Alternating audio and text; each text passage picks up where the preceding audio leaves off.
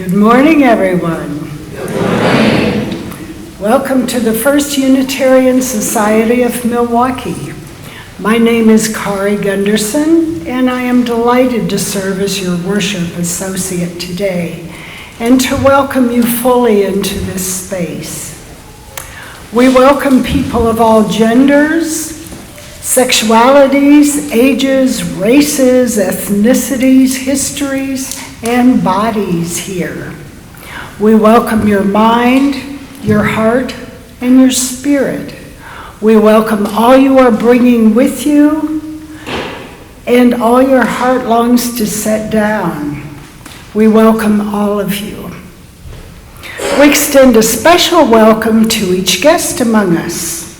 Guests are warmly invited to attend the Inquirer session another Sunday, right before our 11 o'clock service. We invite our guests to fill out a welcome card located in the pew rack in front of you and drop it into the offering plate later in the service. You can also pick up a welcome packet at the back of the sanctuary, where you will also find hearing assist devices and Braille hymnals. Additionally, a fragrance-free area is located in the first few pews on the right side of the sanctuary. If you're a visiting family, including children or youth, after the time for all ages, please join the children's recessional and head across the hall to the common room.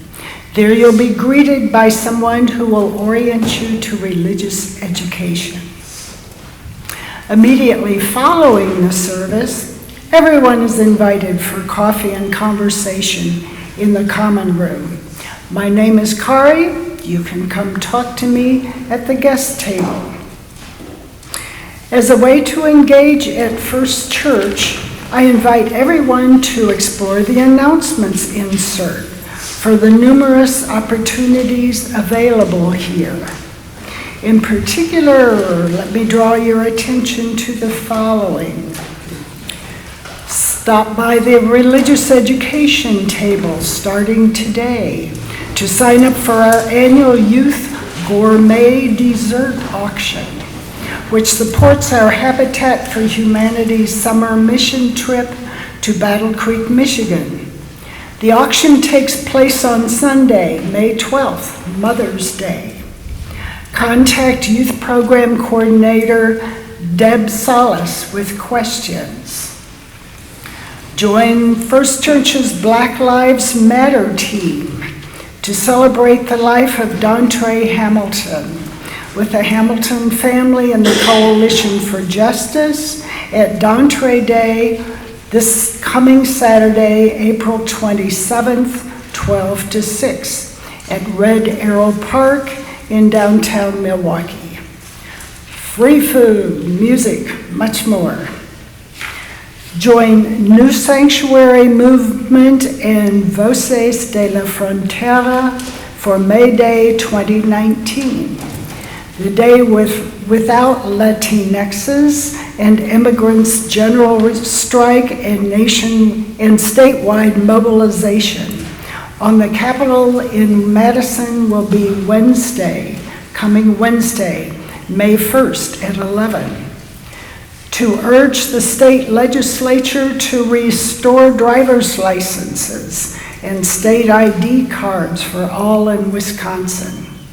Buses will be available to take people from Milwaukee to Madison. Contact the Immigration Action Group for more information. Find details on these and more events in the announcements insert.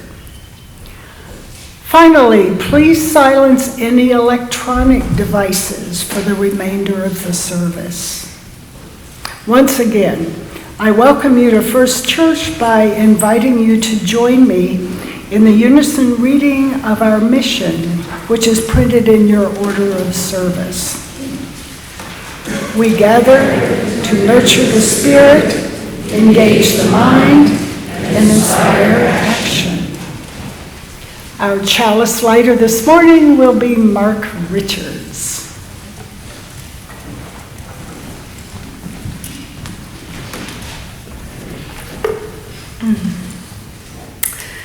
We gather on Easter morning, welcomed by rising sun and hope.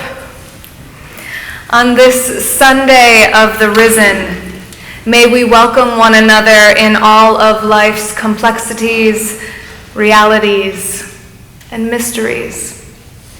May we know both and. Not as opposites, not as exclusive, not as the one and only story, but as relatives, kin, mysteries dancing with mysteries, joy dancing with sorrow, life dancing with mortality, beauty dancing with loss, and death dancing with resurrection. Come, let us worship together.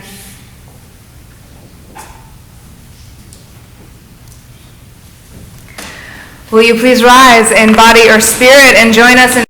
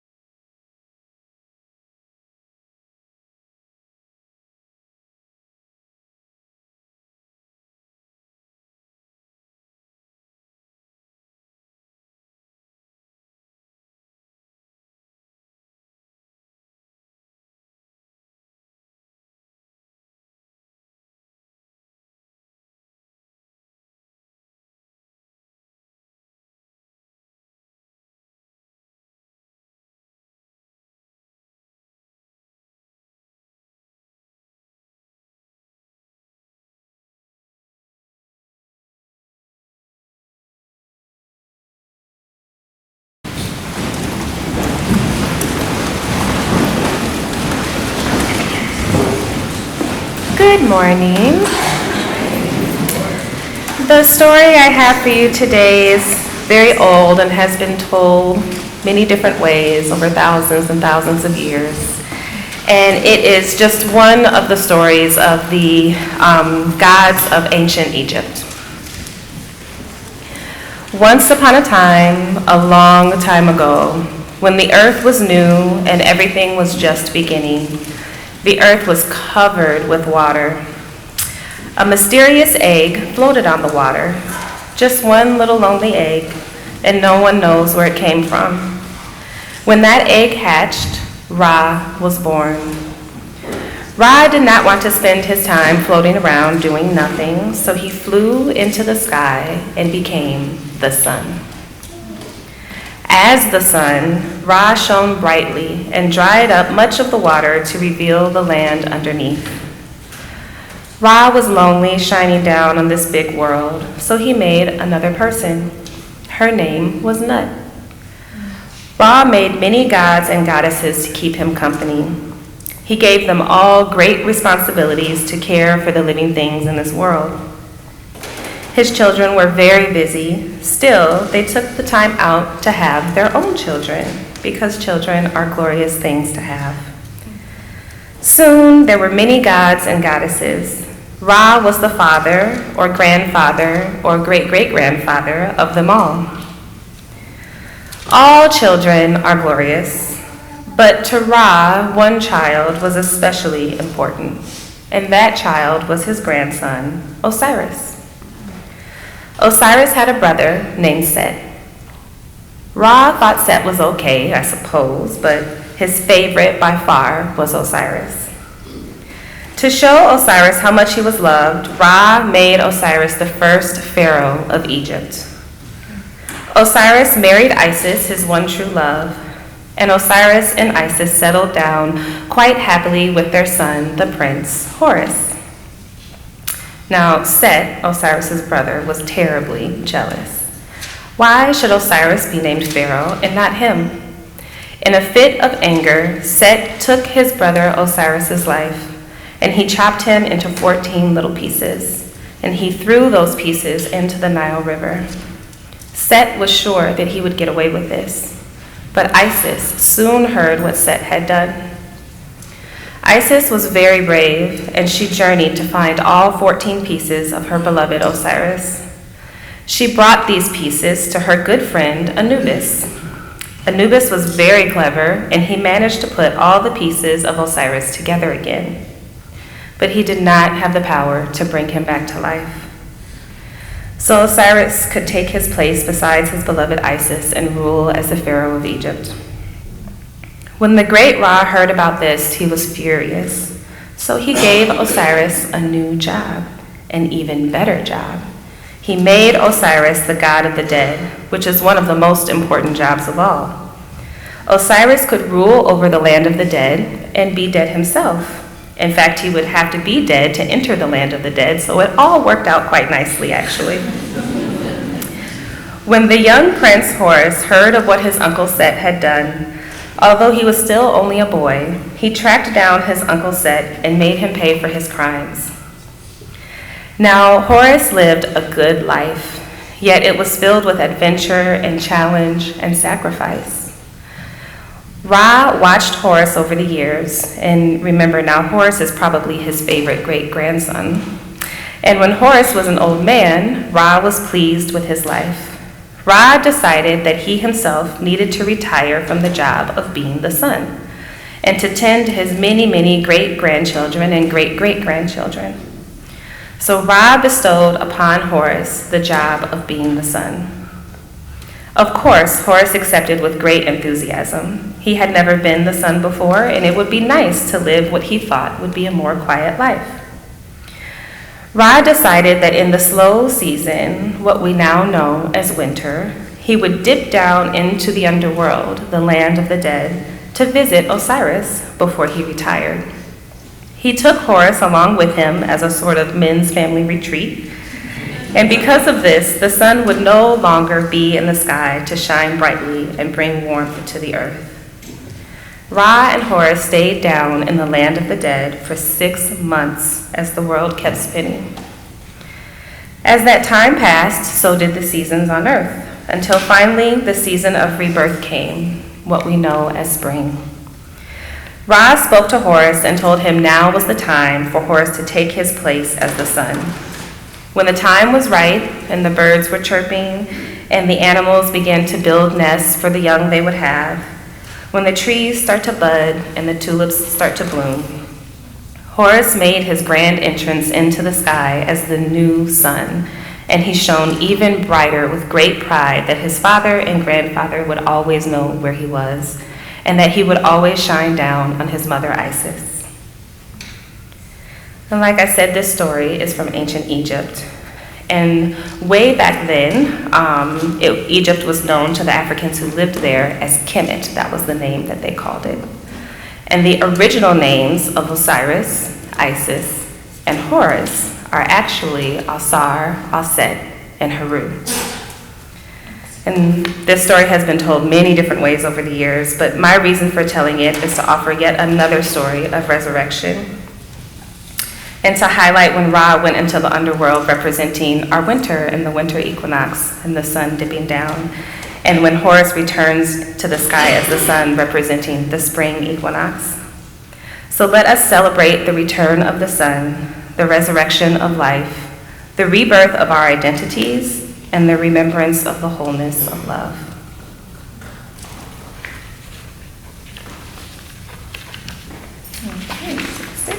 Okay. We invite children and teachers to sing along verse 1 of the hymn and then proceed to class as the congregation continues. Now, would you please rise for children's recessional hymn 10.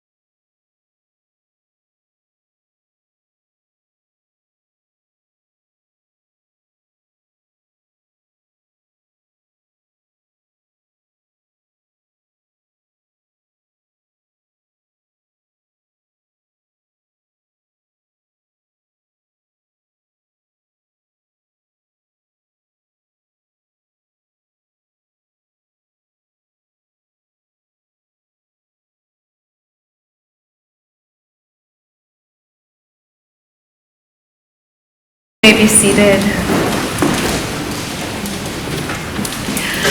I'd like to invite you to join now in a time of contemplation, which will be followed by silence, followed by the seated singing of Spirit of Life. So just take a moment and bring your attention to your body. Find yourself where you are.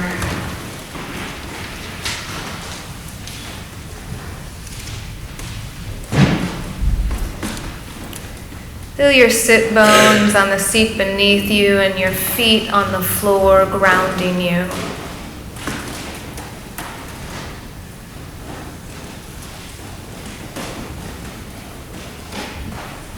And the very tip top of your head connecting you to all that is.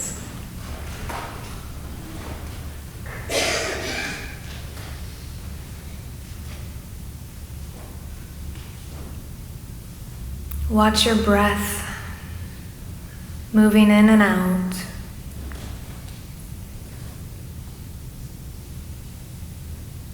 Let it bring you into being here and now.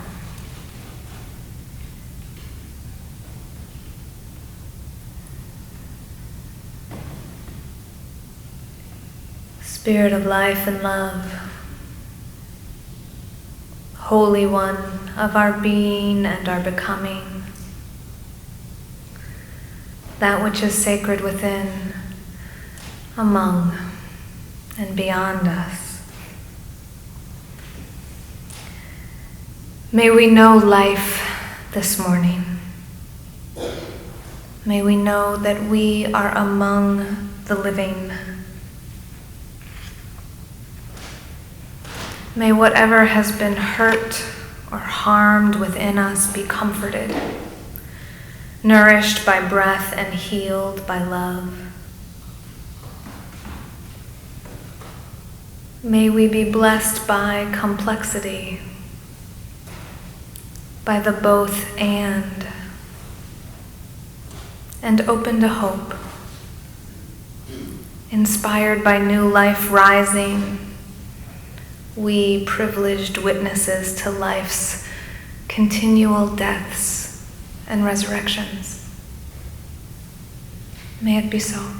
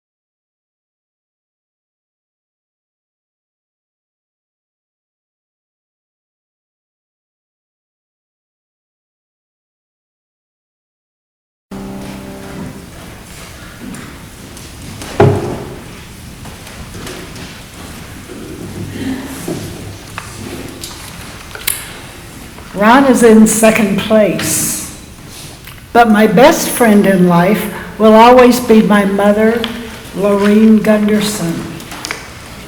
In her last years, my Unitarian mom mindfully brought her coming death into her life. She saw my tears about her illnesses and about knowing that I was losing her. So she lovingly involved me in talks about possessions that she wanted to give me and her medical directives. She described her physical problems in matter-of-fact tones and asked me to change her dressings after surgery. Once I cried, telling her about an injustice from a conductor I was working with. She said, "Oh, Kari, life is too short to be this upset about such a trivial matter." This instantly shifted me into a different view. Another time she watched my aunt shout angrily at my young nephew, and then coolly said, "Is this how you want him to remember you?" Her talks about death with her friends included jokes. One was about a woman calling into the newspaper with a long, glowing obituary about her husband. When told that there was a flat fee per word, beyond the 6 words, she said, "Oh, well, make that Abe Myers died. Buick for sale."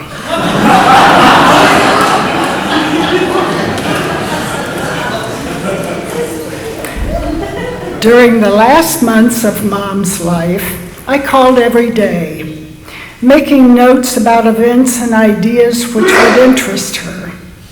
I loved anticipating the crisp wisdom of her keen mind.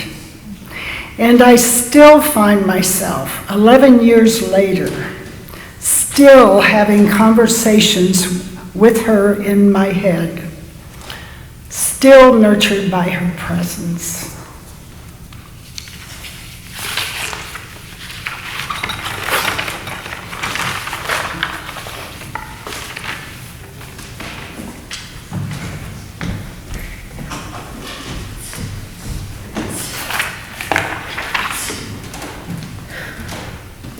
In the book, We Want to Do More Than Survive, Abolitionist Teaching and the Pursuit of Educational Freedom, Dr. Bettina Love writes, "Joy is crucial for social change.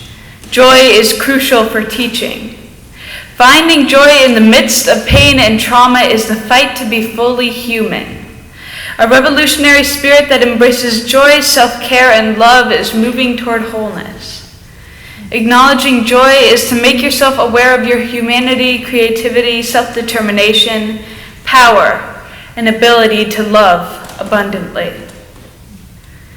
Being whole doesn't always mean filling up the box that society wants you to fit. Gender, for example, isn't just one or the other. It's more like the natural world. Earth's life didn't spring into flower pots and gardening beds. Some flourish in that environment, but finding the right space for a plant can mean the difference between a wilting sprout and a gigantic sunflower. Some plants do better without any attention, but others need careful nurturing. Every single plant is different, and the treatment that works well for one could kill another. I've learned this the hard way. The plant corner in my bedroom is haunted by the ghosts of many, many plants. Apparently, succulents aren't foolproof. At least, they aren't me-proof. My name is Gus, and I'm non-binary. But I'm not in between two different choices. I'm not the secret third gender or one of Facebook's 58 choices. With the box I was put into at birth, people expect something nice, something delicate, and they prepare accordingly. But maybe I'm a weed, something that messes up perfect rows and carves out a space for itself. My roots go deep, and I'm not going anywhere. I've always liked dandelions anyway. I am wholly myself, and I'm proud to be that. When I got into high school this year, I started introducing myself with my pronouns. And, oh goodness. I'm just going to ignore that. And I was lucky enough to find a group of friends, family, and teachers that supported me and respected my identity. However, a lot of teachers and students either don't care, intentionally go against, or forget about these choices. And I never know how someone's going to react if I correct them. The reactions have ranged from, right, sorry, to someone actually calling me a snowflake in 2019. As far as I know, it was unironic. But I keep going. I surround myself with people that care about who I am. My friends who I would do anything for, and I know they feel the same. The adults that don't wave off my explanations and listen, or help me along the way. I find other weeds, other people who feel like me. These people who have helped me find my place in the world do so with small gestures like consistently using my pronouns or helping me through a rough day, which means so much. And so I keep growing. I'm not perfect, and I don't speak for everyone like me, but I can find that joy that Dr. Love talks about. And in a world that so often encourages efficiency over creativity, objective perfection over something sprouting, pessimism and cynicism over positivity, finding joy may be one of the most revolutionary things you can do. Being a little messy, a little wild, and finding your own way out of the box that you were put in, that's rebellion. That's freedom. In spring, we celebrate renewal and discovery of things we knew in the back of our heads were there all along. We see the world become green instead of gray, the variety of life instead of sticks, snow, and dead leaves. Things that were dead are reborn, things that were potential become actual, things that are part become whole, and we celebrate. And almost none of that fits into a rigid structure. It changes constantly, just like us. The constantly shifting nature of the world means that even the straightest of lines won't last forever. Wood warps, concrete erodes, and the natural world takes back its own. And we must see this shifting in ourselves and in the freedom to exist without limitations.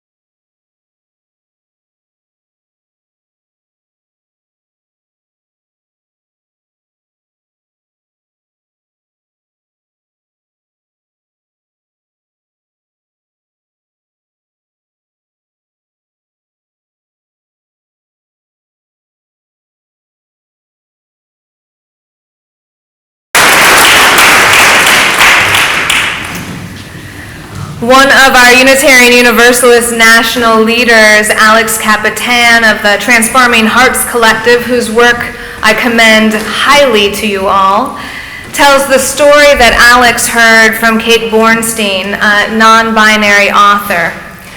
The story goes like this.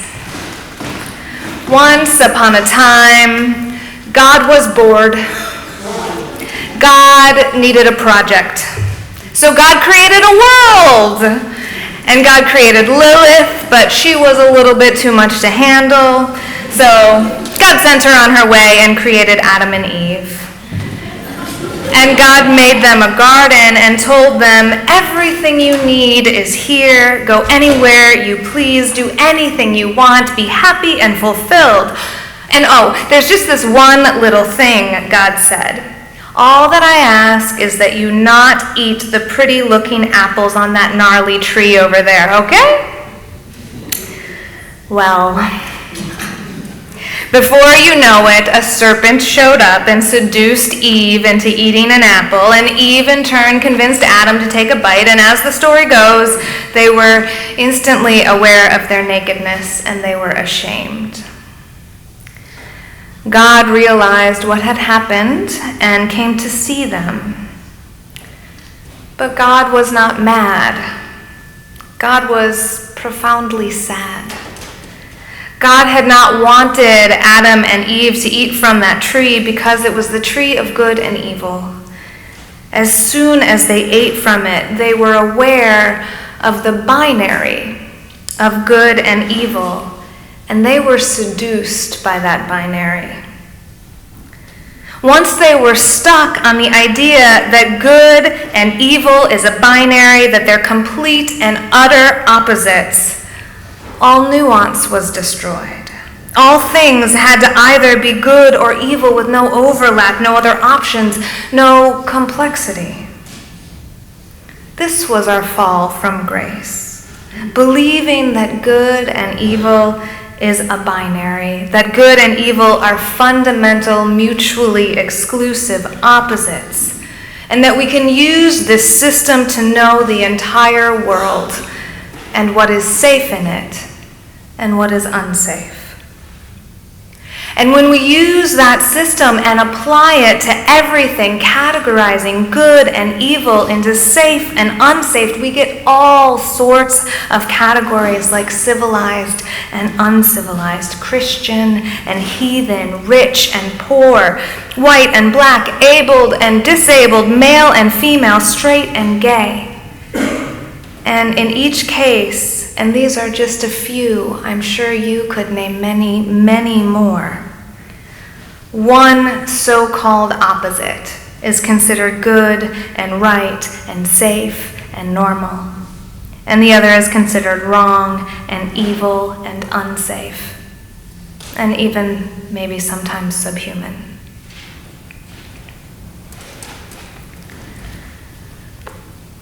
The 2005 scholarly journal article entitled Transcending Polarization, Beyond Binary Thinking by Jack Denfeld Wood and Gian Piero Petroligieri explains the brain chemistry that's underneath this kind of binary thinking. So in our brains, when we observe anything in the world, the information that we're observing is sent both to the cortex, which is up here, and to the amygdala, which is in the center back of the brain. The cortex is responsible for complex logic and rational thinking, while the amygdala is designed for fight or flight responses. And even though this information is sent to those two parts of the brain at the exact same time, the amygdala is just a lot faster than the cortex. And that amygdala has only two responses: good or bad, safe or unsafe. So whatever information is sent to both parts of the brain, the amygdala has labeled it good or bad faster than the cortex has even had time to identify what the thing is. This is an evolutionary safety mechanism. It's designed to keep us safe from bears and cliffs. But according to Wood and Petroglieri, when the brain reacts in a binary way, it leads to quick, irrational decisions and actions.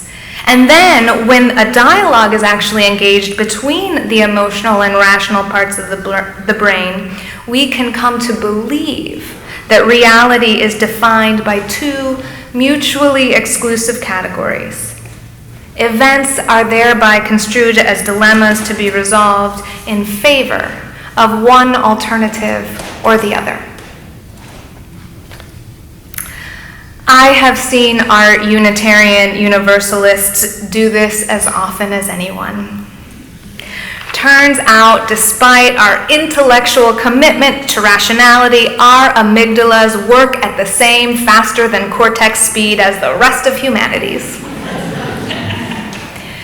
I've seen it happen in our social justice world, in our theology, even in our welcoming systems, which is the biggest bummer. Just like the rest of humanity, Unitarian Universalists categorize things in binary opposites, linked to safe and unsafe, good and evil. Now, some of our binaries are countercultural, like humanist versus theist, woke versus oppressive, queer versus Christian. But some of our binaries participate in the larger structural oppression of binary opposites with categories like male versus female, white versus black, cis versus trans, adult versus child, and objective perfection versus something sprouting. I find Easter to be one of the most interesting times to be a Unitarian Universalist. Our binaries and our complexities come into contact with one another as we try to make meaning of this holiday that grows out of our religious roots. Are we an either-or faith? Are we a both-and faith? Are we Christian versus humanist? Or are we a community that includes Christians and humanists? Do we talk about Jesus on Easter, or do we focus on the flowers?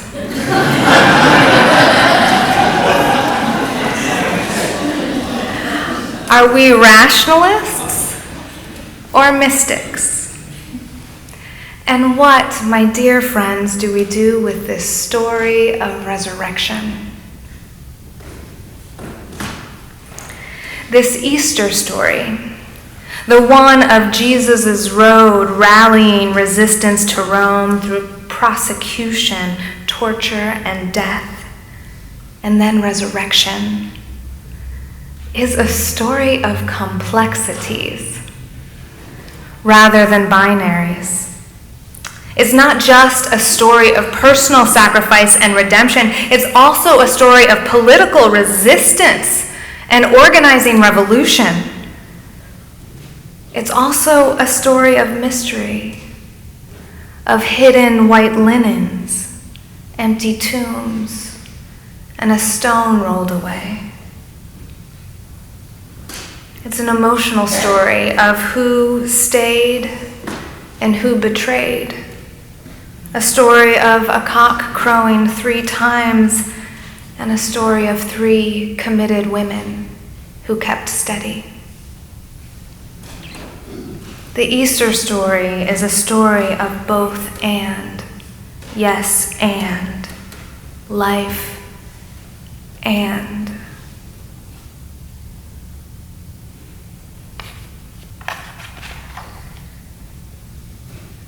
There are so many complex ways to tell a story of resurrection, ways to swish and sway across the line of gray between life and death. Kari told us the story of how her mother consciously integrated mortality into her living, and how even after her death, her presence lives on. Yesterday, my colleague, the Unitarian Universalist Reverend Lisa Hike, posted a poem about resurrection from Butte, Montana, based on a Radiolab story. Reverend Hike writes, "In Butte, Montana, there's an open pit copper mine that filled in with water after it was closed. It's a vast lake now, with water red and green and gray and black, containing sulfuric acid and heavy metals, deadly poisons all. For decades, nothing could live in the water and nothing could live on the shore. Every year, though, flocks of snow geese tried to land on the lake, and every year humans would go out and make noise to try to scare them away. One year, despite the noise, several hundred landed there and drank the water, and the next day, all the birds were dead. Autopsies showed they had been poisoned by the water. Many years later, scientists found a sticky black goo, a yeast, growing in the water and absorbing the toxic metals from it. A miracle. A breakthrough. An organism that can clean poisoned water. It took some time to identify it, but eventually the scientists realized that it had been seen once before in the digestive systems of the geese that had died when they landed on the lake.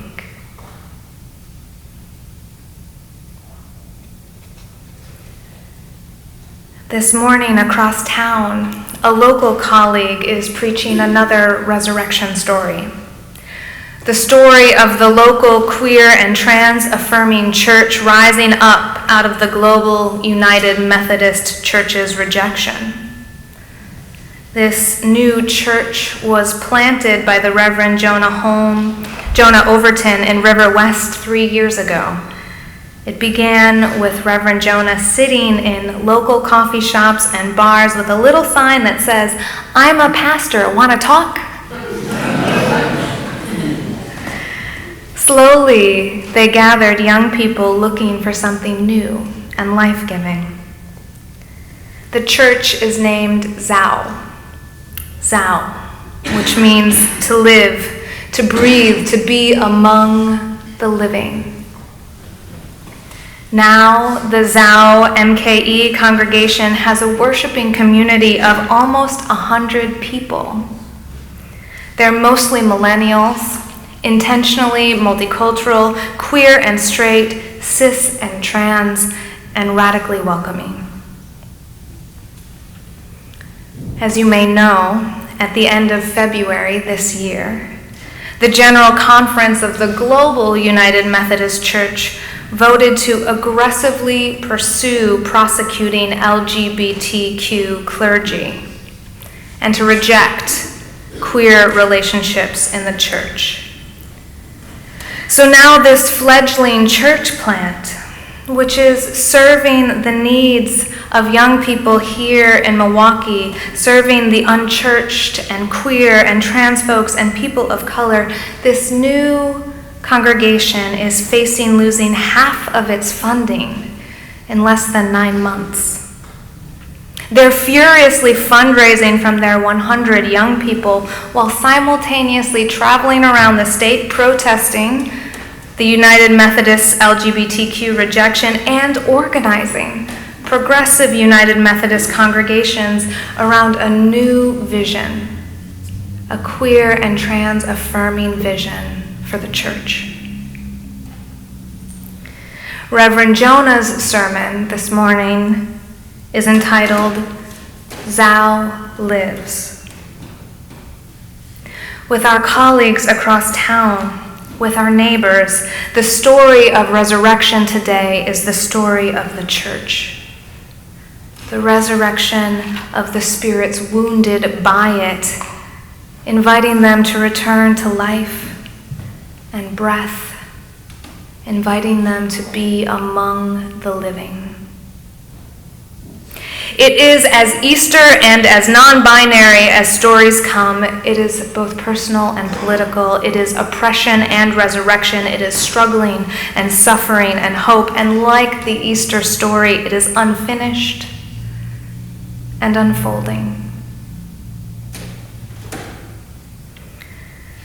We tell stories of life and death and resurrection because they make meaning of our more complicated than binary lives. So I ask you, what is resurrecting in your own life today? What has laid dead within you and is ready to return? What are the tiny or glorious resurrections of the Spirit upending the Roman order of your own life? Where does your uprising intersect with the rising sun and grass and rising life around you, the rising up of people in resistance and change to the oppressive orders of control and subjugation?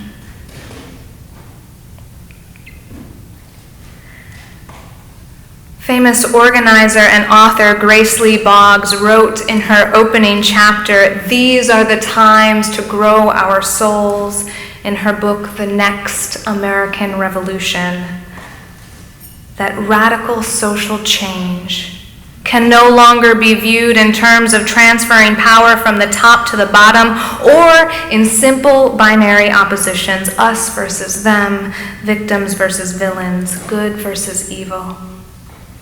We can no longer afford a separation between politics and ethics, consciousness and self-consciousness, and ideas and values. They all have to become integral, both as ends and as means to social struggle. Radical social change has to be viewed as a two-sided transformational process of ourselves and of our institutions. Wholeness is not binary. We are both and, not separate from one another, not us versus them, not male versus female or cis versus trans, not black versus white or rationalist versus mystic. Those differences matter. They are things of power in this world, and we must know how that power works in order to create justice. But our either-ors are not the only things that matter. We are both and here in this room. We are all of those things and more. We are large. We contain multitudes. And what has laid dead inside us is waiting to rise, to sprout up wildly out and around these boxes. There's great power within and among us, waiting for us to touch our true selves, our authenticity, and then connect the dots of separateness into solidarity, knowing that we can be both and, overlapping the within, the among, and the beyond, aligning the ends and the means, waiting for us to transform ourselves, each other, our institutions, and this world. With this complexity, with this power, we rise. May it be so.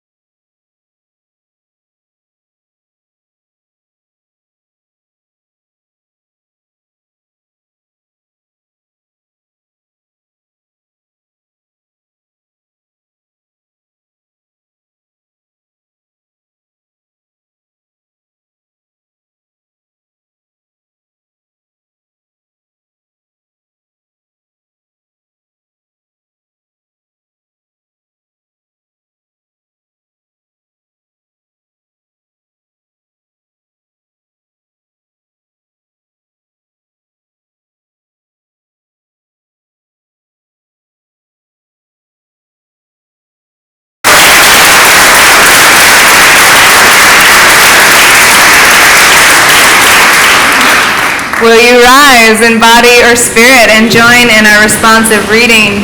This is adapted from the Meditation on Opposites by Alex Capitan. I'll begin. May we see beyond our dependence on opposites.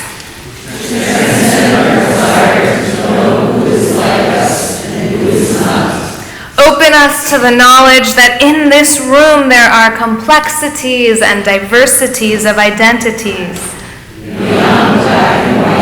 Old and young, poor and rich, disabled and able-bodied, ill and healthy, broken and whole. In this room, there are people who embody juxtaposition, who can tell stories written on their bodies about both and neither, who carry intimate pieces of the truth that there is no such thing as opposites. Spirit of many names and of no name at all.